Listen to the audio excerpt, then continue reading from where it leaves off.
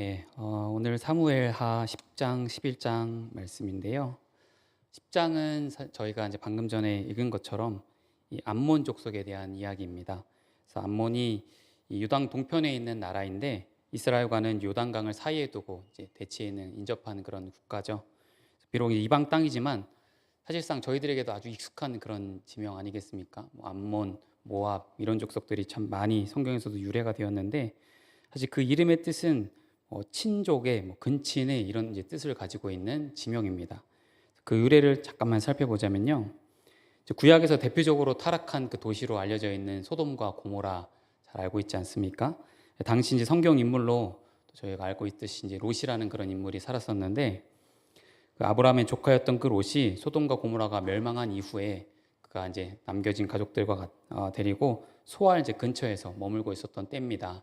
근데 이제 그 롯에게는 두 딸이 있었는데 아무래도 이제 자기 민족들이 다 죽었기 때문에 그 딸들도 앞으로 우리가 우리 민족을 어떻게 또 건사할까, 우리 자손이 다 끊어지겠다 이런 걱정을 하고 있었어서 그래서 이제 그 두 자매가 좀 이렇게 모의를 하여서 아버지를 술 취하게 하고 또 그 아버지와 근친상간을 하는 그런 이제 상황들이 창세기 기록되지 않았습니까? 그렇게 통해서 태어난 그 자식들이 바로 이 모압과 암몬의 이제 조상들이 되는 그런 꼴입니다. 그래서 이렇게 파생된 암몬과 모압은 이후에도 이스라엘 역사에서도 늘 이스라엘을 괴롭히고 또 그들을 힘들게 하는 그런 두 나라로서 또 등장하면서 그들이 이제 그런 민족들로 이제 지금까지 이어지게 된 것인데요. 많은 이제 세월이 흘러서 이제 다윗의 시대로 접어들게 된 그런 시점입니다. 그래서 1절에서도 나와 있는 것처럼 암몬 자손의 왕이 죽고 그의 아들 한운이 대신하여 이제 왕이 되었다. 그러니까 그 암몬의 나라의 그 왕인 나하스라고 하는 그 사람이 죽게 되어서 한운이라는 사람이 이제 왕이 되었고 다윗은 그래서 2절에서도 우리가 읽어봤던 것처럼 그 일로 인해서 일종의 어떤 사절단을 꾸려서 그 일을 좀 위로하기 위해서 그곳에 사람들을 좀 보내어 은총을 베풀겠다 또 그렇게 말하고 있죠. 2절에 있는 것처럼 다윗이 그의 신하들을 보내 그의 아버지를 조상하라 하니라. 그러니까 나하스의 아들 한운에게 은총을 베풀겠다라는 것이 바로 다윗 왕의 뜻입니다.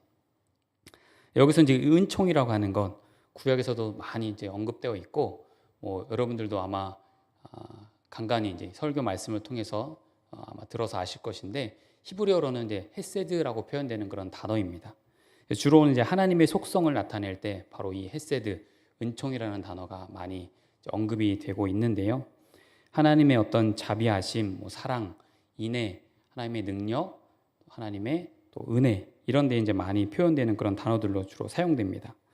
우리가 이제 앞장에서 보았던 9장에서도 다윗이 9장 1절에 보시면 사울의 집에 아직도 남은 사람이 있느냐 내가 요나단으로 말미암아 그 사람에게 은총을 베풀리라라고 여기에서도 그 은총을 베푸는 다윗의 모습을 확인해 볼 수가 있는 것이죠. 여기서 말했던 그 사람 저희가 알고 있듯이 무비보셋이라고 하는 그 사울 왕의 아들, 그 아들을 지칭한다라는 거 저희가 알고 있겠고요. 다윗은 이렇게 약하고 힘없는 무비보셋에게 그가 은총을 베풀고 또 무비보셋을 통해서 그 은총을 또 교묘히 받아들이게 하는 그런 장면들을 우리가 보아왔었는데요. 요나단의 아들이자 사울의 손자인 무비보셋, 바로 이제 누군가의 도움 없이는 장애를 가지고 살아갈 수밖에 없는 그 가엾은 인생을 다윗이 불쌍히 여겨서 그에게 은총을 베풀었던 그런 다윗. 그리고 또 오늘 본문에 와서는 참 이렇게 암몬 족속, 물론 이제 이방 족속이라고는 하지만 다윗의 입장에서는 또 그 왕이 죽었을 때 또 그것을 위로하기 위해서 사람을 보내서 은총을 베풀겠다라고 하는 이 두 장면 사이에서 어떤 좀 대조되는 그런 모습들을 우리가 확인해 볼 수가 있습니다. 그래서 오늘 본문을 좀 보시면 먼저 이 한운의 아버지 이 암몬 왕 나하스가 다윗에게 먼저 은총을 베풀었다라고 2절에 기록하고 있죠. 그래서 그의 아버지가 내게 은총을 베푼 것 같이 내가 그 자녀에게 은총을 베풀겠다라고 성경은 기록하는데 사실 이 나하스라고 하는 그 암몬 왕이 다윗 왕에게 어떤 은총을 베풀었는지에 대해서는 성경은 자세히 기록하지는 않습니다. 그래서 여러 이제 학자들은 그것에 대해서 자신들의 그 견해들을 좀 밝히고 있는데요. 혹자는 다윗이 이제 사울로부터 큰 어려움을 당했을 때 이 암몬 왕의 도움을 받았을 것이다라고 이야기하는 사람들도 있고 또 어떤 혹자는 이제 두 나라 간에 하도 많이 싸우니까 어떤 이제 조약을 맺어서 불가침 조약을 맺고 서로 이제 침범하지 않는 그런 조약을 맺었다. 그렇게 주장하는 학자들도 있습니다. 하지만 어느 것이 맞는지는 알 수는 없겠고, 어쨌든 지금 말씀에서 본 바와 같이 다윗은 그 아버지 이 나하스라고 하는 왕을 통해서 그가 은혜를 입었다라는 것이 사실이고요. 그 사실대로 다윗은 은혜 입은 자로서 그 은혜를 갚기 위해서 나 또한 그 아들에게 은총을 베풀겠다라고 주장하는 것이죠. 근데 이제 문제는 이 은총을 받는, 은혜 받는 이 당사자의 이제 태도라는 것이죠. 그래서 보시는 바와 같이 암몬 자손의 관리들이 이제 그들의 주 한운에게 말하되, 왕은 다윗이 조객을 당신에게 보낸 것이 왕의 아버지를 공경함인 줄로 여기시나이까? 다윗이 그의 신하들을 당신에게 보내어 이 성을 엿보고 탐지하여 함락시키고자 함이 아닙니까? 라고 왕에게 이렇게 이야기를 하고 있죠. 그래서 이에 이제 한운이 그 신하들의 말을 듣고서 그도 그 마음에 이제 그렇게 하는 것 같구나 생각하여서 다윗이 보낸 그 신하들을 붙잡아서 그들의 수염 절반을 깎고 의복의 중동볼기까지 자르고 이제 돌려보내는 그런 일을 하였다라는 것이죠. 이 일로 인해서 다윗은 이제 굉장히 또 노하게 되는데요. 이 일이 얼마나 좀 수치스럽고 부끄러운 일인가. 당시 이제 수염이라고 하는 그런 어떤 상징적인 의미들이 이제 고대 근동 사회에 아주 이제 강하게 있어 왔는데요. 그래서 이제 유대인들도 수염을 깎지 않았던 것이고요. 이 수염은 말하자면 이제 권위를 굉장히 상징하는 그런 대표적으로 이제 보여지는 그런 것인데, 이 수염의 절반을 깎았다라는 것, 굉장히 이제 수치를 주었다라는 그런 의미로 해석될 수밖에 없겠고요. 또 그들의 의복의 중동볼기까지 잘랐다라고 하는 것, 바로 이제 엉덩이가 드러나도록 그 아랫도리를 이제 잘랐다라는 그런 의미가 되는 것이거든요. 그러니까 그만큼 그 사절단으로 온 다윗의 신하들을 아주 수치를 주고 모욕을 주어서 이제 돌려보낸 그런 장면으로 지금 이 상황을 볼 수가 있겠습니다. 그래서 그 사람들도 이제 크게 부끄러워해서 왕도 그 사실을 알고 그들이 여리고에 머물다가 또 수염도 어느 정도 자라고 의복도 다시 갈아입고 나중에 돌아올 수 있도록 다윗 왕이 배려하는 모습을 볼 수가 있는 것이죠.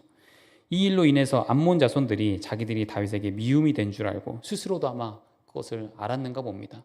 그래서 그 다음에 나오는 말씀처럼 다윗이 또 우리를 가만두지 않겠구나 생각하고 주변 나라들에게 또 힘을 빌어서 그들에게 이제 돈을 주고 그들의 힘을 고용하여서 앞으로 있을 그 전쟁에 이제 대비하는 모습들을 볼 수가 있는 것이죠. 그러면서 이제 여기 벳르홉 아람 사람, 소바 아람 사람, 그리고 마아가 왕, 또 돕 사람, 이런 이제 사람들이, 민족들이 여기서 언급되고 있는데요. 여기에 지금 이제 열거된 이 네 개의 국가라고 할 수 있는 이 나라들 중에서 세 개는 사실상 이제 아람 도시의 이제 국가에 해당되는 나라들입니다. 당시 이제 그 암몬과 인접해 있었던 이 아람의 국가는 어떤 하나의 이제 통일 국가를 이루지는 못했고 각 부족의 어떤 성읍에서 관리하는 그 나라들이 통치해서 다스리는 또 각각의 그런 소국의 왕들이 있는 그런 소도시 국가였습니다. 그래서 나타낸 바와 같이 여기 이제 벳르홉 아람 왕이 있었고 소바 아람 왕이 있었고 마하가 왕이 있었고요. 그리고 이제 성경에는 기록되지 않았지만 다메섹 아람 왕이 있었고 이렇게 네 개 국가가 이제 아람을 이루고 있었던 것이고 또 그 외에 이제 돕 사람이라고 하는 또 민족이 등장을 하였는데 여기는 이제 독립 국가는 아니지만 이스라엘과 아주 가까이에 맞닥뜨리는 그런 국가로서 아마도 이제 이들이 이 돕 사람에게도 또 도움을 청해서 그들을 좀 고용한 것이 아닌가 또 그렇게 보여집니다. 그래서 이렇게 했고 지형적으로 볼 때는 이스라엘을 중심으로 해서 요단강 옆에 암몬이 있었고 또 그 밑에 모압 나라가 있었고 그 위로 이 벳르홉 이 아람 사람들을 고용했고 그 밑에 있는 소바 사람을 고용했고 그러니까 지금 지형적으로 볼 때는 이 이스라엘이 위로나 동쪽으로나 아래로나 아주 다 어디 피할 수 없는 그런 지형에서 이 사람들을 다 불러 모아서 지금 이스라엘을 공격하고자 하는 그런 상황으로 볼 수밖에 없습니다. 그러니까 위아래로 완전히 둘러싸여져 있는 그런 상황인데요. 그래서 이제 이 9절에서도 이 상황을 어떻게 표현하냐면 요압이 자기와 맞서 앞뒤에 친 적진을 보고 이스라엘의 선발한 중에서 엄선하였다. 그러니까 아주 포위된 그런 상황임을 또 묘사를 하고 있는 것이죠. 그래서 결과적으로는 이런 일로 인해서 다윗이 군사를 보내게 되고 그 군사를 통해서 이 암몬이 고용한 사람들과 또 전쟁을 벌이는 그런 장면으로 이제 10장이 이렇게 이어지게 됩니다. 뒤에 보면 16절에 이제 하다네셀이 사람을 보내서 강 건너편에 있는 아람 사람을 이제 불러서 그들과 또 전쟁을 벌이는 장면들이 있는데, 여기 이제 하닷 에셀이라고 하는 사람은 아까 우리가 언급했던 그 소바 아람 왕국의 이제 그 왕의 이름입니다. 그 왕이 또 나중에는 전쟁에서 또 지게 되고 결국에는 또 소박이 거기서 또 죽게 되는 또 그런 장면들까지 우리가 확인해 봤는데요. 이렇게 아람 어떻게 보면 연합군이라고 할 수 있는 병력으로도 봤을 때 한 3만 3천 명 되는 이런 사람들이 이제 암몬을 도와서 전쟁을 벌이지만, 우리가 오늘 확인해 본 바와 같이 결국에는 다윗의 군대를 이기지 못하고 또 패하는, 전쟁에서 지는 그런 장면을 우리가 확인해 볼 수 있습니다. 그래서 여기서 이제 우리가 확인할 것은 이 처음에 은총으로 시작된 9장에서도 은총을 통해서 무비보셋이라고 하는 한 가엾은 사람을 또 은혜를 주고 또 그를 거두어들이는 그런 선한 일들을 우리가 확인해 봤는데, 오늘 이 10장에 와서도 참 이 왕이 죽게 되어서 나라의 어떤 근간이 흔들리고 또 나라에 어려움이 있을 걸로 예상된 그 나라에 다윗 왕이 그들에게 은혜를 베풀고자, 자신이 또 받은 그 은혜를 갚고자 은총을 베풀려 시도한 그 선대를 이들이 악한 것으로 되돌리는 그 결말이 어떠했는가를 우리가 확인해 볼 수가 있는 것이죠. 그러니까 한 사람 무비보셋은 아주 겸손한 자세로 자신에게 찾아온 그 은혜를 그가 아주 겸손히 받아들였고 또 그 가운데 풍성함을 누릴 수 있는 그런 자리로 나아갔던가 반면, 다른 한 사람이 한온이라는 사람은 아주 순전한 호의를 그대로 받아들이지 못하고 주변에서 말하고 있는 그런 어떤 오해와 그런 악의적인 말에 또 그가 눈이 멀어서 그것을 아주 악하게 또 되돌려 수치와 모욕을 주는 그런 장면으로 우리가 확인해 볼 수가 있는 것이죠. 그 결과가 아주 큰 패배를 떠안는 장면으로도 우리가 확인해 봤습니다. 그래서 이런 상황을 우리가 살펴보면서 참 이 전쟁이라는 것을 다시 한번 좀 곱씹어 볼 때에, 오늘 본문에서는 뭐 이 전쟁이 당연히 뭐 일어나는 것 마냥 굉장히 좀 쉽게 그렇게 표현되는 부분들도 있겠고요. 또 마치 이제 어린 아이들이 뭐 소꿉장난하듯 뭐 누구를 죽이고 또 누구를 또 빼앗고 하는 그런 장면처럼 또 호의를 무시하고 수치와 모욕을 주고 거기에 잘못을 뉘우치기는커녕 도리어 병사들을 모집하여서 또 싸우고 아주 이렇게 전쟁을 그런 모습처럼 보여주고 있는데요. 사실상 이 전쟁이라는 그 두 단어로만 우리가 생각해 볼 때에 그것이 얼마나 끔찍하고 참혹하며 또 얼마나 우리 인생살이에 있어서는 안 될 일인가, 좀 두렵고 얼마나 큰 어려움이 있는 일인가, 이런 부분들을 우리가 생각해 볼 때에 참 본문에서 말하고자 하는 그런 메시지는, 참 이 상황이 이렇게 흘러가는 상황들을 볼 때에 다윗의 입장에서는 또 그 백성들의 입장에서는 참 아주 선대했고 호의를 베풀고자 했고 은총을 주려 했고 이렇게 좋은 것을 베풀려고 했지만, 돌아온 상황이 참 자신들의 그런 의도와는 다르게 아주 자신들을 아주 안 좋게 생각하고 또 이렇게 오히려 많은 사람들을 고용하여서 크게 또 자신들을 치려고 하는 그런 상황으로 빚어질 때에, 그런 상황들을 우리가 어떻게 해석하고 받아들여야 되는가, 또 그것을 그냥 두고만 볼 수 있는가. 참 이런 상황에서도 결국 또 하나님은 이 다윗을 이기게 하셨고 그 백성들의 편을 또 그 손을 들어주셨던 것인데, 참 이 상황을 우리가 종합적으로 볼 때에 참 아무리 이스라엘이 처해 있는 그 상황, 지금 이렇게 많은 나라들이 연합하여서 세력을 또 키우고 이스라엘을 치려고 하고 전쟁을 벌이는 그런 상황에서 또 양옆으로 위아래로 다 포위하고 공격을 하는 그런 상황들, 그럼에도 불구하고 참 하나님의 백성들은 승리한다라고 하는 그런 공식이 오늘 본문에서도 성립되어지고 있는 그 사실을 우리는 다시 한번 또 확인해 볼 수가 있겠고요. 참 만약에 다윗이 이 전쟁에서 연합군들에게 좀 패배하였거나 아니면 뭐 큰 좀 치명상을 입게 되었다고 한다면, 그러면 또 이 다윗과 이 남겨진 이스라엘 백성들에게는 얼마나 또 상황이 어려울 뻔했겠습니까? 안 그래도 앞서서 보내진 그 사절단이 돌아왔을 때 이렇게 모욕적이고 수치를 당하고 있을 수 없는 그런 일들을 당했는데, 전쟁까지 지게 된다고 한다면 이스라엘이 당할 그 어려움은 사실 말할 수 없는 그런 상황으로 치달을 수밖에 없는 것이죠.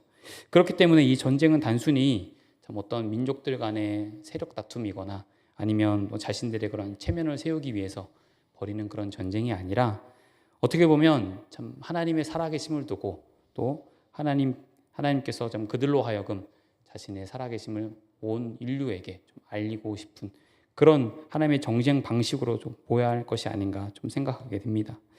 결국 우리가 다시 한번 또 말씀에서도 확인해 볼 수가 있듯이 19절에 있는 말씀을 볼 때에 이 하다네셀에게 속한 왕들이 자기가 이스라엘 앞에서 패함을 보고 이스라엘과 화친하고 섬기니 그러므로 아람 사람들이 두려워하여 다시는 암몬 자손을 돕지 아니하니라.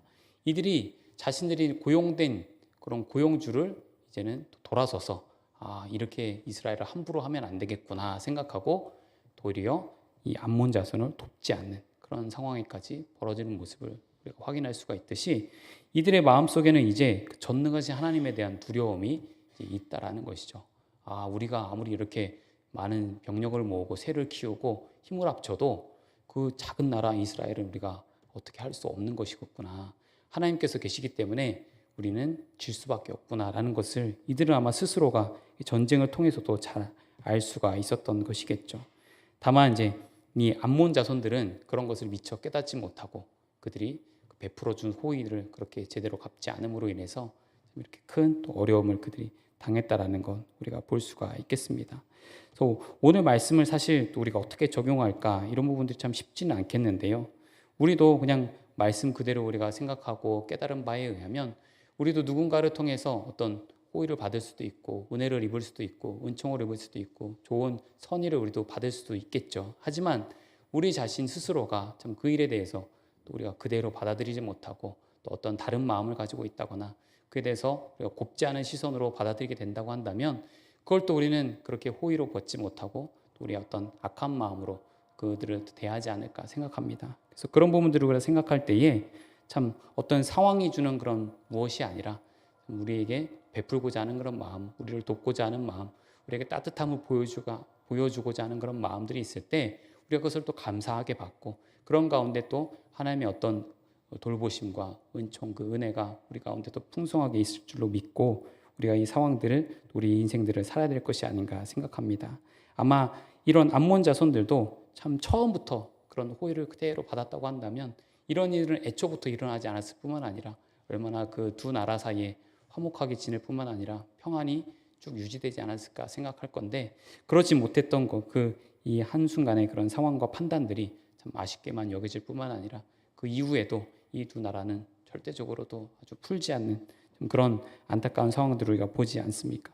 그런 부분들을 우리가 생각할 때에 참 우리도 누군가에 대해서 이렇게 호의를 베풀고 따뜻한 마음으로 전해줄 때에 어떤 다른 의도가 아니라 그런 우리 하나님께서 우리에게 또 많은 사람들을 돌보라 하셨고 사랑하라 말씀하신 것처럼 그렇게 우리가 선대할 것이고 또 우리가 받는 입장에서도 참 저 사람이 나한테 왜 이렇게 또 친절할까? 왜 이런 일들을 할까? 그것을 또 우리가 곡해하거나 또 오해하는 것이 아니라 우리가 또 그냥 그 주시는 마음대로 우리가 또 받고 감사함으로 또 해야 될 것이 아닌가 그렇게 생각합니다. 그래서 10장을 우리가 좀 이렇게 봐야 될 것 같고요. 이제 중요한 것은 11장에 이제 나와 있는 말씀인데요. 우리가 이제 봉독하진 않았지만 이 11장의 내용이 너무나 또 잘 알고 있는 말씀의 내용이기 때문에 제가 쭉 읽어드리진 않았지만 말씀 우리가 생각하면서 이 다윗의 또 범죄함과 그 간음에 대해서 오늘 또 살펴보려고 합니다. 사실 이 다윗의 생애는 오늘 또 보게 되는 이 11장과 또 다음에 우리가 살펴보게 될 이 12장, 11장 이 두 장에 의해서 아주 그의 인생이 확연히 뒤바뀌는 그런 모습을 우리가 확인할 수가 있습니다. 지금까지 이 다윗이라고 하는 인물은 우리가 성경에서 알고 있었던 그 인물처럼 굉장히 하나님 마음에 합한 사람으로서 그는 늘 어딜 가나 또 승리하였고 또 하나님 말씀대로 살기를 힘썼고 또 정의로웠고 의로웠고 또 하나님의 그 뜻에 맞춰서 살았던 그런 인물로 지금까지 살아왔던 그 다윗을 우리는 기억합니다. 하지만 이제 오늘 우리가 보게 되는 이 다윗의 범죄함과 그 간음의 사건 이후로 다윗은 그의 인생에서도 굉장히 큰 어려움을 많이 맞이하게 되고 또 그의 인생 말미에 그는 굉장히 좀 비참한 일들을 많이 겪게 되지 않습니까? 아들로부터도 또 굉장히 또 어려움을 많이 당하게 되며 쫓겨다니는 그런 인생들 또 그런 인생들 우리가 확인해 볼 때에 우리가 오늘 보게 되는 이 사건이 아주 굉장히 또 의미하는 바가 크고 또 그래서 오늘 우리도 이 말씀을 듣고 참 마음에 우리가 좀 잘 새기어서 이 죄라고 하는 부분에 있어서만큼은 우리가 끝까지 참 맞서고 우리가 용납하지 말고 우리가 또 결단할 수 있는 그런 또 시간이 되시기를 바랍니다. 참 이스라엘은 지금 이제 조문 사절단에 의해서 그 오해에 의해서 비롯된 이 암몬 간의 전쟁 중에 있습니다. 시간적인 배경으로는 이스라엘과 암몬의 그런 전쟁 기간에 벌어진 사건으로 우리가 볼 수가 있는데요. 1절에서 이제 보면 그 해가 돌아와 왕들이 출전할 때가 되매라고 기록하고 있죠. 여기서 이제 그 해가 돌아와라고 하는 부분을 약간만 좀 구체적으로 표현된 그런 번역본들을 제가 좀 말씀을 드리자면 NIV 성경에서는 in the spring이라고 여기를 이제 번역하고 있고 새 번역 성경에서는 그 다음 해 봄에라고 이제 이 부분을 기록합니다. 그러니까 말하자면 이 유대력으로 볼 때에 이 새해라고 할 수 있는 1월 저희가 이제 아비벌로 알고 있죠. 또 태양력으로는 이제 3, 4월 이 시기가 이제 도래했다라는 그런 의미입니다. 그러니까 우리에게도 이제 3, 4월 봄에 그 시기에 왕들이 출전할 그때가 되었다라고 이제 말씀을 하고 있는 것이죠. 이제 팔레스타인의 당시 이제 그 상황을 보면 겨울에 해당하는 그 1월 이전 태양력으로는 저희들이 지금 지내고 있는 그런 겨울처럼 당시에는 이제 우기입니다. 그래서 비도 많이 오고 그렇기 때문에 전쟁을 사실 하기에는 참 쉽지 않은 그런 날씨이죠. 땅도 굉장히 많이 이제 질고 또 이런 병사들이 이동하거나 말들이 다니기에도 쉽지 않은 그런 시기였고 이제 봄이 왔을 때 이제 건기로 들어가는 그 시점에서는 다시금 왕들이 이제 출전하여서 전쟁을 많이 벌이는 그런 시기, 그런 때라고 이제 성경은 기록합니다. 그때 이제 다윗도 이제 출전을 해야 되는 그런 시기인데요. 본문에서도 알 수 있듯이 이때가 이제 왕들이 가장 많이 전쟁에 나서는 또 출전할 때 그런 때 이제 그런 시기를 말하는 것인데 이때는 이제 국가라고 해봤자 사실 뭐 굉장히 좀 작은 소규모의 국가들이 많이 있었기 때문에 왕들이 직접 그 전쟁에 참여하여서 앞장서서 전쟁을 이끌고 또 그 전쟁을 치르는 그런 일들이 많이 있어 왔죠. 그래서 우리 알고 있듯이 다윗도 이전까지는 스스로가 그 이스라엘의 전쟁의 선봉장에 서서 많은 전쟁을 승리로 이끌고 또 그러므로 인해서 혁혁한 그런 공을 세워오지 않았습니까? 그래서 사울이 이루지 못한 일들을 다윗이 많이 이루어오면서 백성들로 하여금 또 많은 칭찬을 얻기도 하고 또 많은 영광을 그가 받기도 하였던 것이죠. 근데 문제는 뭐냐? 다윗이 이제 그런 때에 당연히 이제 이 왕들이 출전하는 때 그도 이 전쟁에 나갔어야 되지만 다윗이 이제 그렇지 않았다라는 것을 성경은 말씀하고 있는 것이죠. 앞에서도 10장에서도 보았듯이 암몬과의 전쟁은 사실 어느 정도 그 승패가 좀 기울어진 그런 상황으로 보여집니다.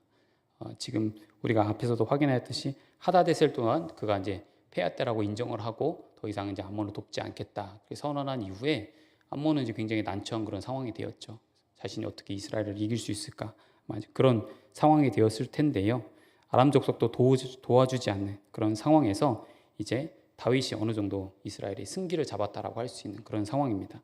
그래서 다윗도 어느 정도 자신이 이제 직접 나가지 않아도 돼 있는 그런 상황이기 때문에 그 전쟁에 참여하지 않았는지에 대해서까지는 모르겠지만 그가 출전하지 않았고 대신에 그는 요압을 통해서 그 군 사령관을 통해서 전쟁에 나가서 전쟁을 마무리할 수 있도록 그렇게 하였던 것으로 보여집니다. 요압이 있는 이 다윗의 군대는 암몬 자손을 멸하고 그 랍바성을 이제 포위하였다라고 하죠. 그랬을 때 이제 문제의 발단이 이제 여기서 시작됩니다. 2절에 있는 것처럼 저녁 때에 다윗이 그의 침상에서 일어나 왕궁 옥상에서 그러다가 한 아리따운 여인을 이제 보게 되는 것이죠. 아직 이제 전쟁 중이지만 다윗 왕이 느지막이 이제 침상에서 일어나서 여유롭게 왕궁 옥상을 거닐고 있었습니다. 그러다가 이제 한 여인이 목욕하는 그런 장면을 그가 목격을 하였던 것인데요. 그럴 수밖에 없는 것이 다윗이 머물고 있었던 그 다윗 왕은 시온상 제일 이제 꼭대기 위에 이제 지어져 있었습니다. 그래서 다윗 왕도 이제 밑을 내려다보면 백성들이 어떻게 살고 있는지를 낱낱이 볼 수 있는 그런 상황에 놓여져 있었던 것이죠. 또 혹자는 뭐 이 상황에 대해서 어떻게 여인이 옥상에서 목욕을 할 수 있는가 그런 부분에 대해서 뭐 다윗을 유혹함이 위함이 아닌가 그렇게 해석하는 분들도 있고 그것에 대해서 그렇게 풀어가시는 분들도 있겠지만요. 사실 그랬다라기보다는요. 당시 이제 지배 구조들이 좀 그랬다라고 합니다. 고대 근방 지형에서는 집 앞마당에 이제 우물을 만들어서 거기에 이제 빗물이나 이런 물들을 용수들을 잘 저장해 놓았다가 그걸 가지고 목욕을 하고 했었는데 그렇기 때문에 이제 다른 집들의 옥상에서는 다른 밑에 집들을 좀 내려다보지 않는 그런 것이 약간의 그런 규칙과 규율로 좀 정해져 있었다라고 하죠. 하지만 이제 다윗 왕만큼은 또 예외 상황에 있었던 것이 그가 이스라엘의 절대 지도자요 통치권자였기 때문에 그가 뭐 하는 일은 다 정당화됐었고, 다윗도 그런 위치에서 자신이 이제 왕궁에 있어서 모든 백성들이 평안한지 이제 둘러보는 그런 나라의 그런 왕으로서, 통치자로서 보일 수 있었던 것이고, 그런 가운데 또 하필 여인이 이렇게 또 모욕하는 장면을 그가 보았다라는 것이죠. 그랬을 때 이제 이 여인이 누구인가? 다윗이 사람을 보내서 그 여인을 알아보게 하였는데, 그는 엘리암의 딸이요 햇사람 우리아의 아내 밧세바가 아니니까. 즉 알아본 사람이 다윗 왕에 가서 그 신원에 대해서 이렇게 밝히고 있습니다. 우리아라고 하는 사람의 아내 되는 사람이다라고 이야기를 해주고 있죠. 그렇다고 한다면 사실 이 이야기까지 들었을 다윗의 입장에서는 이 다음에 이제 보게 되는 이 4절의 내용은 사실 나오지 않았어야 됩니다. 제가 볼 때 그 사람은 이 우리아라고 하는 사람의 아내입니다라고 이야기를 들으면 그렇구나, 그래 알겠다, 돌아가서 뭐 쉬어라, 이런 이야기를 나왔어야 되는 것이죠. 근데 4절에 보니까요, 다윗이 전령을 보내어 그 여자를 자기에게로 데려오게 하고 그 여자가 부정함을 깨끗하게 했으므로 더불어 동침함에 그 여자가 자기 집으로 돌아가니라. 이런 성경의 기록이 사실 나와서는 안 된다라는 것이죠. 밧세바라는 여인이 아무리 아름다워 보이고, 앞에 이제 그 수식어가 심히 아름답다라고 하는 대목에서 아마 이제 다윗의 감정이 좀 많이 흔들렸던 것 같습니다. 절대로 그렇게 해서는 안 되는 일을 이제 그가 하였던 것인데요. 사실 당시 이제 율법상으로도 예위기에서 이 간음하는 것에 대해서는 반드시 죽일 것을 말씀으로도 명하고 있는 것인데, 다윗은 분명히 그 사실에 대해서 알고 있었음에도 불구하고 그가 그것을 그대로 받아들이지 못했던 것이죠. 본문에서도 보면 지금 이 여인에 대해서 조사한 이후에 다윗에게 보고하는 사람의 입장에서도 그 사람의 말투를 보시면 알 수 있지 않습니까? 그 사람은요 우리아의 아내 밧세바가 아닙니까? 다윗 왕이요 관심을 좀 끄십시오 라는 그런 해석을 해볼 수 있는 그런 장면으로 저도 생각됩니다. 해서는 안 될 그 일에 대해서 아주 우려가 가득한 그런 대답을 지금 왕에게 하고 있는 것인데, 문제는 다윗이 이제 여기서 멈추지 않았다라는 것이죠. 결국에는 그 여인을 데려오게 했고 그 여인의 부정함을 깨끗하게 한 이후에 더불어 동침하였다라는 것이 바로 다윗이 그 일생에 있어서 가장 해서는 안 될 범죄만 하였던 장면으로 성경을 오늘 기록합니다. 근데 문제는 이렇게 단순한 사건으로 이 사건이 끝나는 것이 아니라 다음 이어지는 말씀의 내용처럼 이 밧세바라고 하는 여인이 또 거기에 임신을 하였던 것입니다. 그 여인이 임신함에 사람을 보내 다윗에게 말하여 이르되 내가 임신하였나이다. 여러분, 저는 이 대목에서 사실 지금까지는 이 다윗의 이런 간음한 죄의 내용들, 또 오늘 성경의 이런 내용들을 볼 때에 저도 그렇지만 뭐 PBS를 하거나 우리가 성경을 볼 때 굉장히 다윗의 입장에서 많이 이 부분을 좀 주목해 왔고 이 사건에 대해서 우리가 풀어가는 내용들을 많이 또 들어왔었는데, 저도 선교를 준비하다 보니까 왠지 오늘 이 말씀을 좀 그냥 지나칠 수 없는 그런 생각이 들었습니다. 그래서 왜 그런가 하면 불현듯 이 대목에서 임신한 이 여인, 이 밧세바의 마음을 좀 헤아릴 수가 있었던 것인데요. 밧세바가 참 자신의 입으로 이 말을 꺼내기까지 얼마나 그 마음에 감정이 휘몰아치며 힘이 들었을까. 참 그녀는 어떤 감정과 무슨 마음이 들었을까, 이런 생각들이 좀 스쳐 지나갔던 것인데요. 사실 이 밧세바라고 하는 여인 이미 한 남자의 아내이지 않습니까? 그런데 어느 날 아주 불가항력적인 그런 큰 힘, 그 세력에 의해서 참 원하지 않는 그런 잠자리를 해야만 했고, 그것도 모자라서 이제 아이까지 이제 임신한 그런 상황이 되었다라는 것이죠.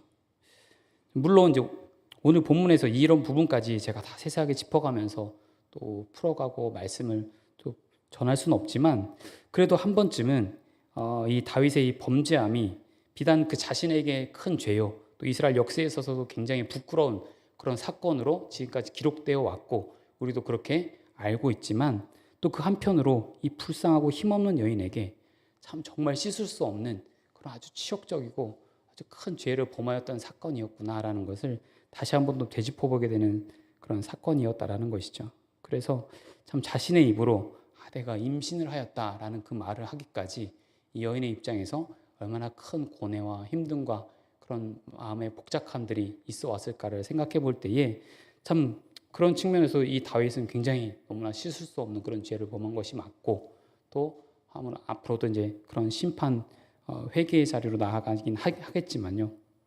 그런 입장을 대변해 볼 때 너무나 안타까운 그런 여인의 마음을 좀 헤아릴 수가 있었습니다. 그래서 앞에서는 이 간음죄, 이 범죄함을 행하였던 그 다윗의 모습들을 쭉 지금까지 살펴봤다라고 한다면, 이제 6절부터 22절에서는 간음죄를 넘어서서 살인죄를 저지르는 그런 다윗의 모습을 또 확인해 보게 됩니다. 다윗이 이제 요압에게 기별하여 햇사람 우리아를 내게 보내라. 우리아를 다윗에게 오라 하라. 또 그렇게 전령을 보내게 되죠. 그래서 우리아가 이제 다윗에게 오니까 다윗이 요압의 안부와 군사의 안부와 싸움이 어떠했는지를 묻고, 또 그리고 나서 너는 내 집으로 내려가서 이제 발을 씻으라. 그리고 우리아가 왕궁에서 나갈 때 왕의 음식물이 따라가도록 좋지 않은 내용들을 봅니다. 그러니까 다윗도 자신이 어떻게 하면 이 상황을 좀 모면할 수 있을까, 이 상황을 어떻게 풀어볼까 많은 좀 고심을 했을 것이고, 그 결과 우리아를 통해서 이 상황을 좀 풀어가야 되겠다. 자신이 묘안을 떠올린 것이 우리아를 밧세바에게 보내야 되겠다라는 생각으로 불러들인 것이죠. 그러나 우리아는 집으로 내려가지 아니하고 왕궁 문에서 모든 부하들과 더불어 잔지라. 아주 충성심이 깊은 신하입니다. 그가 뒤에서도 이제 고백하는 것처럼 내가 어찌 내 집으로 가서 먹고 마시며 내 처와 같이 자겠습니까? 저는 그렇게 할 수 없습니다. 지금 나의 전우들은 전장에서 피 흘리며 전투를 하고 있고, 또 그런 상황 가운데 있는데 내가 편안하게 집에 가서 발 뻗고 자는 거 용납되지 않습니다. 지금 여기서 먹고 마시는 거 그럴 수 없죠. 이것이 바로 이제 우리아의 그런 입장입니다. 얼마나 충성심이 강한 신하입니까?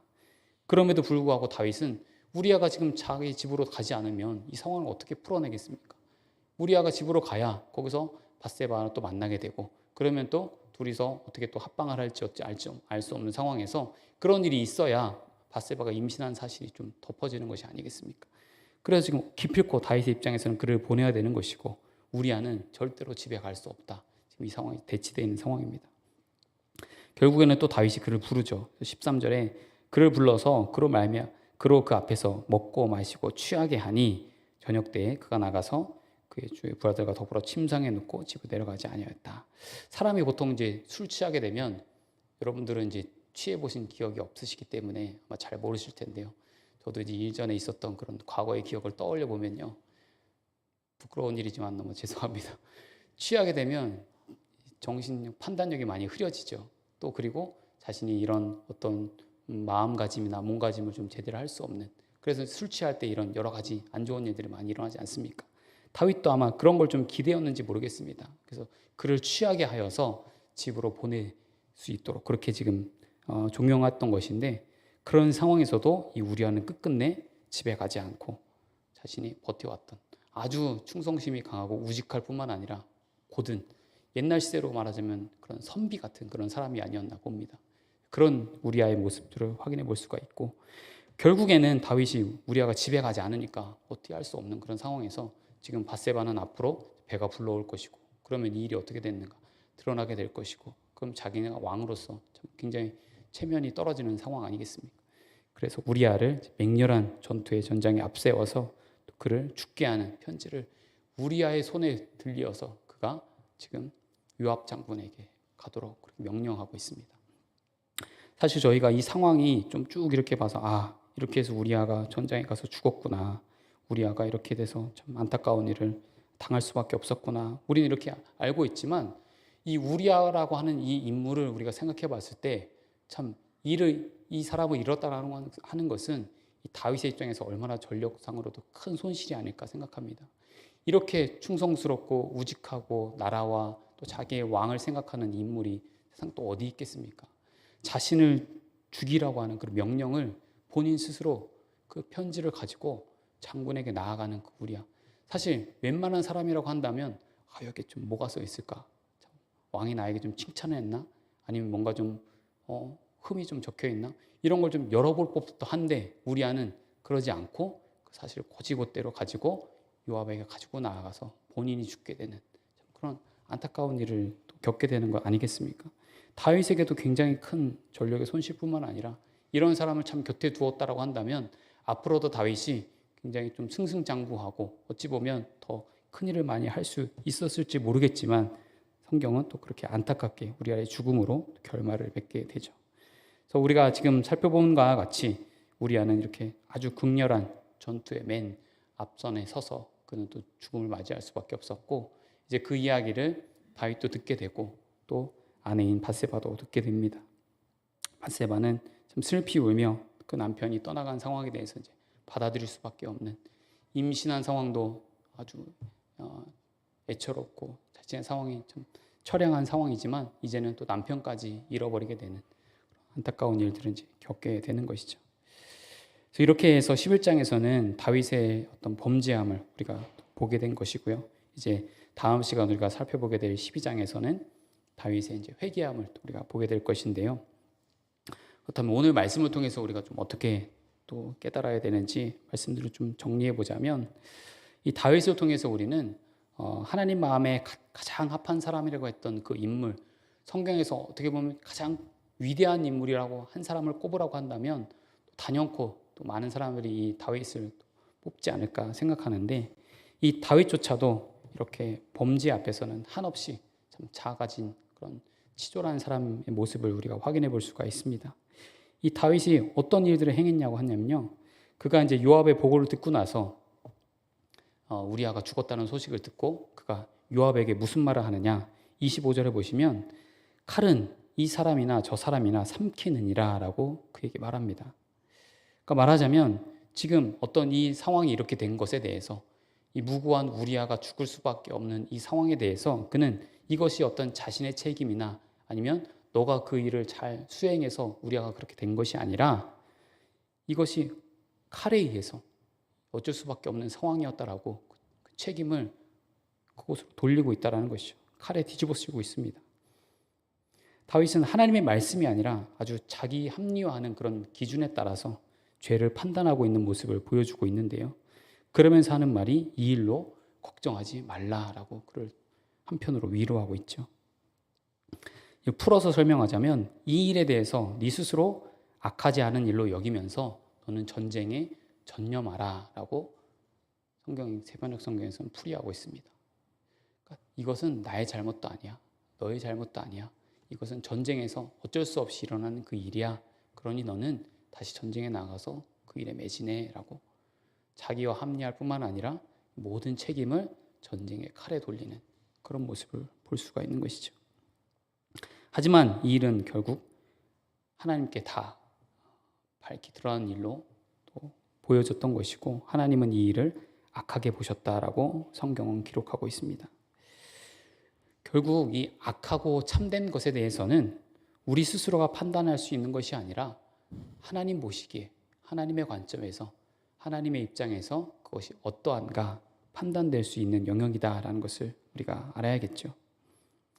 다윗은 어떻게 참 이런 죄를 범했는가, 왜 그는 이렇게 될 수밖에 없었는가, 이런 걸 다시 생각해 볼 때에 참 이 신앙이라고 하는 것이 완전하지 않다는 것을 우리는 다시 한번 또 깨닫게 되는 것이죠. 우리가 아무리 열심히 또 성경을 연구하고 또 기도 생활 열심히 하고 또 부단히 노력하고 애써도 우리가 방심하는 그 어느 한 빈틈이 작게라도 있다고 한다면, 참 이렇게 다윗이 벌인이 범죄한 우리라고 또 이런 일을 하지 말란 법이 어디 있겠습니까? 그렇기 때문에 우리는 우리를 너무 믿어서는 안 되는 것이죠. 우리가 지금까지 뭐 10몇 년, 20몇 년, 또 아니면 우리가 뭐 목사요, 장로요, 집사요, 이런 신분에 의해서 우리 신앙이 안전하지 않다는 것을 다시 한번 확인시켜주는 말씀입니다. 우리는 매일매일 순간순간마다 이렇게 다윗처럼 넘어지지 않기 위해서, 죄에 대해서 우리가 용납하지 않기 위해서 우리는 부단히 애쓰고 노력해야 되는 것, 그 죄에 맞서 싸워야 된다는 것을 성경에서는 말씀하고 또 강조하고 있다는 것을 이야기하고 있습니다. 우리가 따라서 숨 쉬고 있는 한, 우리 숨이 다 끝나기 전까지는 우리는 그때까지 끝까지 우리는 싸워야 되고, 언제든지 나도 넘어질 수 있다는 그런 생각을 가지고, 그래서 우리는 성령의 충만함을 힘입어야 될 것이고, 그래서 우리는 날마다 기도하며 성령님의 도우심을 우리가 간구하는 것 아니겠습니까? 너무너무 많은 이런 일들이 우리 주변에서도 일어납니다. 이런 일이 일어남에도 자기의 잘못이라고 이야기하지 않으면 끝까지 떳떳함을 유지하고 있는 또 그런 많은 사람들을 우리는 우리 눈으로도 목격하고 우리 주변에도 있다라는 것을 우리가 알고 있지 않습니까? 얼마 전에도 또 대형 교단의 총회장이라고 하는 분이 또 이런 불륜에 휩싸여서 또 구설수에 오르내리는 그런 소식을 또 들었습니다. 너무너무 있어서는 안 될 일이죠. 그런 일이 있는 것이 너무나 이 교계에 부끄럽고 또 우리에게도 그것이 얼마나 또 안타까운 일인데, 그분은 아마 대형교회 또 목사로서 또 교단의 총회장으로서 끝까지 이 일에 맞서 싸우지 못했던 것 같습니다.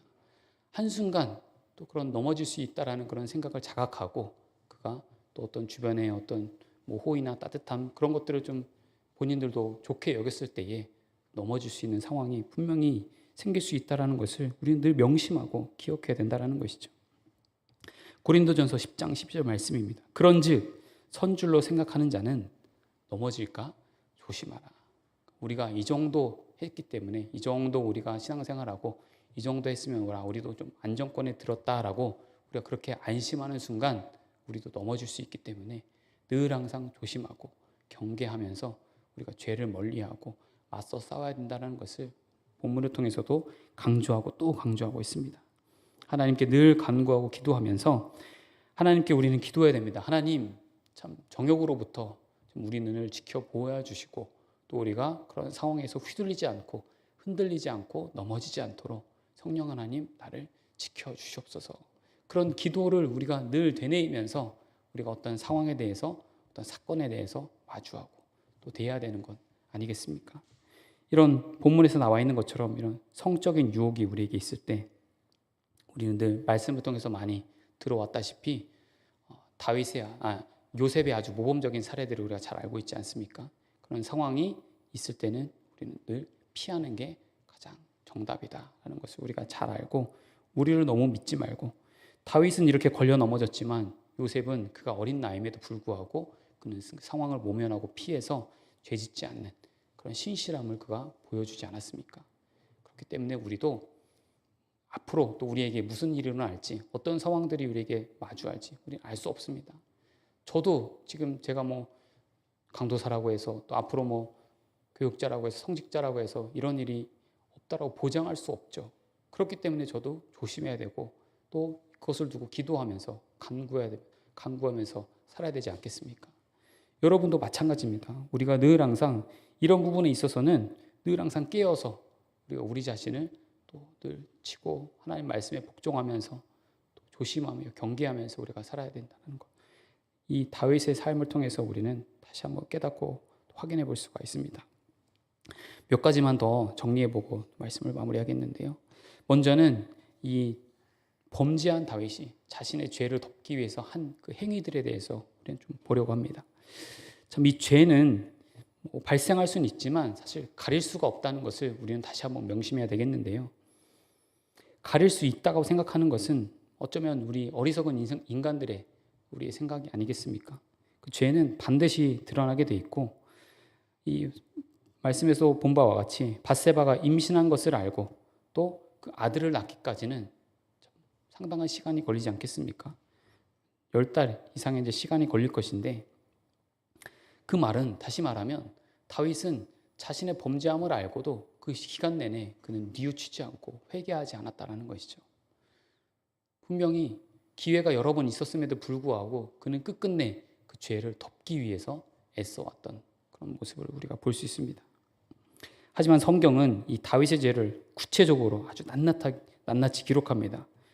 그리고 이제 12장, 우리 다음 장에 가면 나단이 찾아와서 다윗의 죄를 책망하고 꾸짖게 되는데, 그뿐만이 아니라 마태복음 1장 6절에서 이 다윗은 결과적으로 예수님의 계보에 아주 중요한 그런 위치를 차지하고 있는 인물 아닙니까? 그래서 예수님의 계보에 5명의 여인을 등장하는데 그중 다말, 라합, 롯, 마리아 이렇게 각각 자신의 이름들로 그 여인들의 이름이 다 기록됩니다. 하지만 이 밧세바의 이름에 와서는 그는 밧세바라고 기록하지 않고 우리아의 아내라고 기록합니다. 이것이 의미하는 바가 무엇이겠습니까? 그러니까 성경에서도 이 우리아의 아내 밧세바 이런 이야기를 통해서 다윗의 범죄함을 떠올리게 하고 다시 한번 이 일을 강조하면서 오고 오는 세대에 이것을 경계하고 지켜서 우리가 그런 범죄를 하지 않도록 알리기 위해서 우리아의 아내 부득불 그렇게 이름이 있음에도 불구하고 기록하고 있다는 것을 우리는 알아야 되겠죠. 이 사건이 잊혀지지 않도록 성경은 영원히 그렇게 기록하고 있는 것입니다. 죄는 따라서 반드시 드러난다라는 것을 우리는 깨닫고 하나님 앞에 나아가서 우리가 용서를 구하고 그 죄사함을 받는 그런 인생들을 우리가 살아야 될 것이고, 아무리 우리가 우리의 어떤 가진 생각과 또 우리의 어떤 노하우와 방법들을 다 동원한다 할지라도 사람들에게는 속일 수 있겠지만 정녕 하나님에게는 이 모든 것들을 다 속일 수 없다는 것을 우리는 깨닫고, 우리가 어떤 범죄함이 있을 때, 어떤 잘못함이 있을 때 우리는 즉시 하나님께 나아가서 그때서 회개하고 잘못에 대한 용서를 우리가 받아야 될 것이 아닌가 봅니다. 두 번째로는 이 죄를 용서하시기 위해서 하나님이 하신 일에 대해서는 우리가 또 보아야 될 것인데요. 죄를 덮기 위해서는 다윗이 사람을 보내었습니다. 그래서 사람을 보내어서 우리아를 오게 했고, 또 우리아가 안 되니까 결국 이제 그를 죽이는 데까지 나아갔던 것인데요. 하나님 또한 이 다윗의 죄를 용서하시기 위해서 또 사람을 다윗에게 보내십니다. 우리가 다음 장에 보겠지만 나단 선지자를 통해서 다윗의 범죄함을 꾸짖게 하시고 책망케 하시고 또 그가 돌아올 수 있는 그런 기회들을 주시게 되는 것인데요. 이 사건이 일어난 이후 1년 뒤에 그 일들은 벌어집니다. 다윗의 입장에서는 밧세바도 출산을 하고 아무도 모르게 일이 이제 잘 마무리됐겠구나, 이 일은 이제 다 감춰졌겠구나, 모든 일은 다 이제 끝났구나, 아마 그가 그렇게 생각하고 판단을 그때에 하나님은 나단 선지자를 그에게 보내서 그가 해왔던 그 범죄함에 대해서 낱낱이 또 밝히고 있는 사실들을 우리가 알 수 있습니다. 여기 이제 두 가지 의미가 이제 담겨 있는데요. 첫 번째는요, 당시 이제 이스라엘의 절대 권력자인 이 다윗의 행동을 하나님께서 똑같이 하나님께서 선지자 나단을 통해서 나단을 보내심으로 진정한 절대 권력자는 너 자신이 아니라 여호와 하나님 나다라는 것을 하나님께서 그 다윗을 통해서 깨닫게 해주십니다. 자신은 모든 것이 다 이제 마무리됐겠구나 생각했겠지만 불현듯 자신에게 찾아온 그 선지자의 메시지를 통해서 다윗은 아차 싶었을 것이고, 내가 더 돌이킬 수 없는 그런 죄를 지었구나 라는 그런 큰 깨달음을 얻게 되는 것이죠. 두 번째는 또 이렇게 선지자를 보내심으로 다윗이 깨닫고 회개할 수 있도록 하나님께서 인도하였던 것인데, 이것은 하나님께서 앞으로도 우리 온 인류에게 또 하나님께서 사람을 보내셔서 또 우리의 죄를 깨닫게 하시고 또 우리를 용서하시고 또 우리에게 회개의 자리로 나올 수 있게 하셨다라는 그런 의미가 여기 담겨 있음을 또 우리는 볼 수가 있는 장면입니다. 우리 죄를 덮으시기 위해서 하나님은 아들 예수 그리스도를 우리에게 보내셨고, 또 그로 인하여서 우리가 우리의 죄를 인정하고 또 깨닫고 하나님께 나아가서 우리는 용서함을 받을 수 있었다라는 것이죠. 그렇기 때문에 그렇다면 앞으로 우리는 이제 좀 우리가 결단하고 결심해야 되는 것이, 참 우리는 그렇다면 이렇게 다윗처럼 우리가 앞으로 살 것인가? 회개하지 않고 자신의 죄를 합리화하면서 아무도 이거를 못 봤으니까, 아무도 모르니까 저 사람만 모르면 되겠지라는 심정으로 우리가 살 것인지, 아니면 우리아처럼 이렇게 신실하고 충성스럽게 또 자신의 그런 주군을 잘 섬기면서 정직하고 깨끗하게 살아가는 모습으로 살 것인가? 또 이후에 다윗이 보여주는 그런 진심 어린 회개의 모습들을 우리가 생각하면서 우리도 그런 다윗의 모습을 잘 본받아서 또 우리가 죄의 크고 작음을 떠나서 모든 것들을 다 하나님께 속일 수 없음을 우리가 깨달아 하나님 앞으로 나아갈 것인지, 우리는 우리 자신을 좀 점검해보고 돌아보면서 혹시라도 아직까지 우리가 하나님 앞에 고백하지 않았던 그런 죄의 항목들이 있다고 한다면 이 시간 또 우리가 앞으로 기도할 때에 또 하나님 앞에 또 간절히 기도하고 그 문제들을 놓고 또 용서함을 받을 수 있어야 되겠습니다.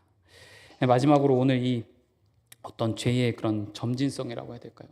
발전성에 대해서 좀 살펴보고 말씀을 마무리하겠는데요. 처음에는 다윗이 그 여인 밧세바라고 하는 여인을 보는 데에서 이 죄가 시작되었습니다. 그녀의 아리따움에 반해서 그녀가 이제 목욕하는 장면을 보고 그가 이제 음욕을 품었던 것인데요. 사실 그 부분에서만 다윗이 정신을 차리고 내가 이러면 안 되지, 내가 나의 눈과 언약을 맺고 내가 죄를 지면 안 되지라고 깨달아서 돌아서거나 돌이켰다라고 한다면 뒤에 나오는 이런 아주 무고한 그런 사람이 죽는다든지 또 한 여인이 아이를 임신하는 그런 상황까지는 가지 않았었겠죠. 하지만 여기서 멈추지 않고 다윗은 그 죄가 더더욱 발전해서 결국에는 그 아내를 자신에게 오도록 하였고 또 끝끝내 그녀가 부정함이 끝나서 깨끗함을 얻기까지 기다린 이후에 또 동침하는 그런 사건까지 저지르게 됩니다. 그 다음에는 이제 그 죄를 무마하기 위해서 살인하는 그런 장면까지 보지 않았습니까? 그 다윗이 어떤 인물인가? 우리가 알다시피 그는 자신을 죽이려고 하는, 자신을 그렇게 쫓아다니면서 힘들게 하고 못 살게 굴었던 그 사울 왕조차 그가 그 목숨을 하찮게 여기지 않고 하나님이 기름 부으신 그 왕을 자신의 손으로 해할 수 없다라는 생각으로 그는 그 일을, 어려움들을 다 당해오던 사람 아니었습니까? 그런데 자신은 지금 이렇게 죄를 짓고 나서 그거를 무마하는 과정에서 그 어떤 양심이나 그 신앙적인 순결함이 전혀 작동되지 않고 그는 아주 어리석게 이 일들을 해왔던 그런 모습을 우리가 볼 때에 참 얼마나 이 죄가 무서운가 다시 한번 또 깨닫게 되고, 이 죄라고 하는 부분에 있어서 그래서 우리는 항상 작은 것에서부터 우리가 조심하고 또 경계하면서 그 처음을 항상 우리는 조심해야 될 줄로 압니다. 참 마귀가 항상 교묘하기 때문에 마귀는 처음부터 우리에게 막 살인을 해라, 내가 막 가서 뭐 누구를 굉장히 괴롭혀라, 이렇게 큰 범죄함 우리에게 요구하지 않습니다. 마귀는 우리에게 아주 작은 것, 누구를 비방해라, 누구를 원망해라, 누구를 용서하지 말아라, 이런 부분에서부터 우리에게 죄가 스며들게 하고 우리를 이용하고 우리를 넘어뜨린다라는 것이죠. 그렇기 때문에 우리는 작은 부분에 있어서 나에게 찾아온 그런 죄된 항목들이 무엇일지를 우리가 잘 곱씹어보고 발견해서 그런 부분들을 우리가 끊어내고 우리는 차단해야 된다는 것입니다. 그것이 점점점 발전될 때 이 내가 생각하지 않은 영역까지 내가 사용되어져서 마귀가 좋아할 만한 그런 일들을 우리가 어느 순간 하고 있을지 알 수 없다는 것이죠. 처음에는 그냥 저 사람의 어떤 부도덕함이나 저 사람의 그런 옳지 못함에 대해서 우리는 그냥 뭐 비방을 했고 좀 헐뜯고 험담했지만 그것이 점점 나중에는 더 커져서 그 사람이 정말 미워지고 정말 없애버려야 된 그 사람으로 발전할 수밖에 없는 그런 상황이 될지 우리는 어찌 알겠습니까? 그렇기 때문에 우리는 항상 언제든지 이 성경에서 강조하고 있는 악에 대해서 단호할 것, 이 부분들을 우리가 잘 유념하고 기억하여서 우리도 조금도 틈을 주지 않고 절대로 용납하지 않는 그런 우리가 신앙을 가져야 될 것입니다. 복 있는 사람은 악인의 길을 쫓지 않는다고 말씀하였고 죄인의 길에 서지 않으며 오만한 자리에 앉지 않는다고 했습니다. 오만한 자리에 앉는다는 것은 이미 거기에 머물러 있는다는 이야기죠. 우리가 죄인 줄 알면서도 이게 나에게도 좋지 않고 유익하지 않고 하나님 보시기에 악한 것으로 알면서도 그러면서도 끊지 않고 계속 우리가 해가면서 그것을 인정하는 것, 결국 그 죄에 머물러 있는 것과 같습니다. 따라서 우리는 아주 보수적으로 접근할 뿐만 아니라 이 죄에 대해서 강하게 우리는 대해야 될 줄로 믿습니다. 오늘날 이 시대가 말하고 강조하는 것이 있지 않습니까? 많은 것을 경험해보라, 그리고 또 안 해보고 후회하느니 해보라, 이런 이야기들을 많이 합니다. 저희 중고등부 아이들도 그런 이유에서 막 연애를 많이 우리가 해야 되지 않겠습니까? 저한테 막 와서 따져 묻습니다. 우리가 나중에 30살까지 연애도 못 해보고 참 그렇게 솔로로 지내면 그러면 우리 어떻게 됩니까? 막 이렇게 자기들이 나름대로 합리화하면서 저한테 와 따져 묻습니다. 저는 그때까지 혼자 있어라, 그것이 보여에게 복되다라고 이야기를 하는 것이죠. 그러니까 왜 세상 사람들이 다 하는 것처럼 연애를 많이 해봐야 되고 경험을 많이 해봐야 되고 그러면서 뭐 사람을 우리가 뭐 자매를 더 많이 이해할 수 있다, 그것은 어디서 나온 논리죠? 그런 부분에 있어서 우리는 그런 흐름들을 우리가 따라갈 것이 아니라 하나하나 우리가 이렇게 보수적으로 접근하면서 어쨌든 이 말에 저는 절대로 동의할 수 없기 때문에 앞으로도 저부터가 이 말과 좀 힘써 싸워 나갈 것인데 지속적으로 아이들에게도 그것을 강조하고 제가 가르칩니다. 그래서 너희들이 설령 독신의 은사로 너희가 혼자 지낼지언정 그런 일들은 결코 하지 말아라고 이야기하지만 또 다 귀뚱으로 듣는 아이들입니다. 그래서 하지만 그렇다고 해서 제가 이야기하지 않으면 어떻게 되겠습니까? 늘 강조하고 이야기하고 또 잔소리겠지만 그렇게 이야기할 수밖에 없는 것이, 제가 제가 그렇게 살아왔고 제가 그렇게 좀 무식하게 살아왔으며 또 이런 부분에서 아주 보수적으로 또 살아왔기 때문에 또 이만큼 또 살아온 것이 아닌가 생각하면서 저도 그렇게 이야기하고 있습니다. 데살로니가전서 5장 22절에서 악은 어떤 모양이라도 버려라 말씀하였는데 우리가 아주 조금이라도 타협하는 그 순간 그 틈을 비집고 마귀는 우리를 공격할 것이고 우리를 이용하여서 또 우리를 넘어뜨릴 것입니다. 그래서 우리가 그것이 무엇일지 우리가 우리를 너무나 잘 알고 있지 않습니까? 우리가 자주 넘어지는 것이 무엇입니까? 우리가 자주 흔들리는 부분이 무엇입니까? 그것을 우리가 잘 알고 있을 것인데 그거를 우리가 알고 있다면 우리가 인정하고 그 부분을 우리가 차단하고 막기 위해서 우리가 노력해야 되지 않겠습니까? 그것을 문을 이렇게 열어놓고 어느 정도 열어놓고 여기서 아무리 기도하고 여기서 아무리 뭐 열심히 한다 한들 문이 열려 있는데 어떻게 스며들지 않겠습니까?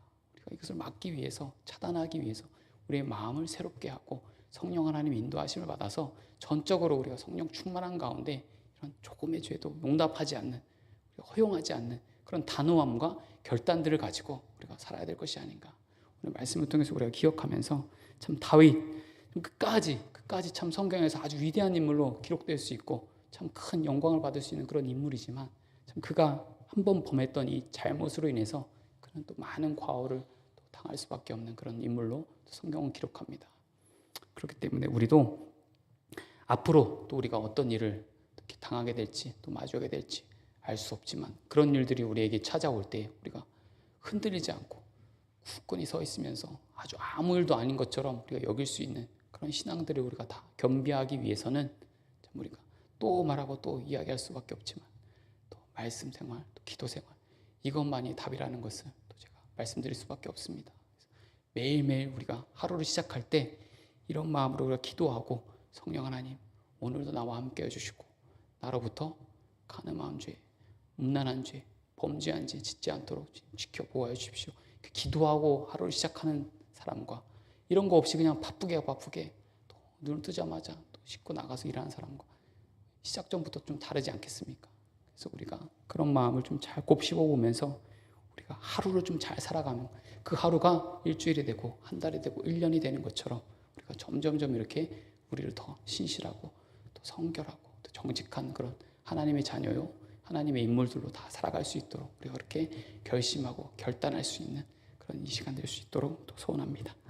오늘 우리가 말씀을 기억하면서 같이 좀 기도하겠습니다. 먼저는 우리에게 좀 이런 선함들이 우리에게 찾아올 때 우리가 그것을 혹여나 좀 악으로 갚지 않도록 그래서 우리도 그 선을 참 순전한 마음으로 잘 받아들여서 또 하나님이 우리에게 허락하신 그런 은혜들을 우리가 잘 누리면서 충만할 수 있도록 우리가 같이 기도했으면 좋겠고 참 우리에게 이렇게 승리를 약속하신 하나님인데 참 우리가 수치를 당하거나 우리가 모욕을 당하는 것 하나님 또한도 원하시지 않을 것입니다. 그런 가운데 우리에게 늘 승리를 약속하셨던 그 하나님을 생각하면서 그 이후에 찾아올 또 우리를 승리를 소망하면서 기대하면서 우리 하나님께 나아갈 것이겠고요. 또 다윗이 보여준 그 삶에 대해서 참 이 악을 우리가 앞으로 어떻게 대해야 될지 죄에 대한 부분들을 우리가 어떻게 대해야 될지 우리가 머리로는 잘 알고 있지만 우리 실제적으로 삶 속에서 그런 일들이 일어나고 있는가를 다시 한번 생각해 보면서 어떻게든 우리가 죄에 맞서 싸울 수 있도록 강한 모습으로 우리가 담대히 우리가 용납하지 않도록 그런 우리 신앙의 인물들 다 될 수 있도록 이 시간에 우리가 함께 합심하여서 기도하겠습니다.